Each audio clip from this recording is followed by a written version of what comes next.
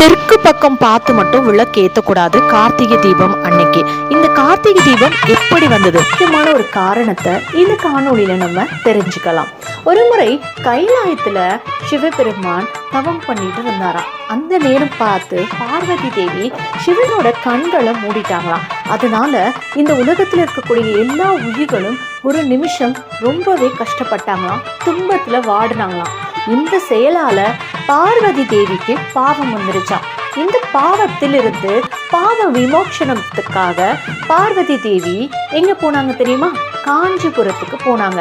அங்க போய் தவம் செய்யுமாறு சிவன் சொல்றாரு. அதுபடியே அவங்களும் செய்யறாங்க.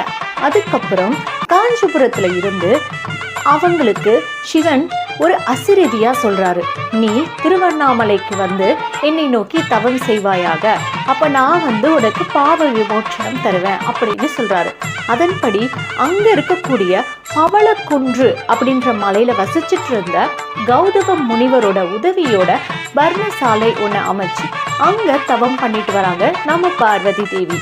அப்போ இறைவன் அவங்களுடைய தவத்தை பார்த்து அவங்களுக்கு அருள் பாலிக்கிறதுக்காக வராரு. அவருடைய உடல்ல பாதி பாகத்தை பார்வதி தேவிக்கு கொடுத்து அர்த்தநாரீஸ்வரரா உருவெடுக்கிறாரு. இந்த நாளை தான் திரு கார்த்திகை தினமாக நம்ம கொண்டாடுறோம் அப்படின்னு சொல்றாங்க. இன்னும் பல புராண கதைகள் இருக்கு. அதையும் நீங்க தெரிஞ்சுக்கணும்னு நினைச்சீங்கன்னா கமெண்ட்ல எஸ்ன்னு கொடுக்க மறந்துடாதீங்க.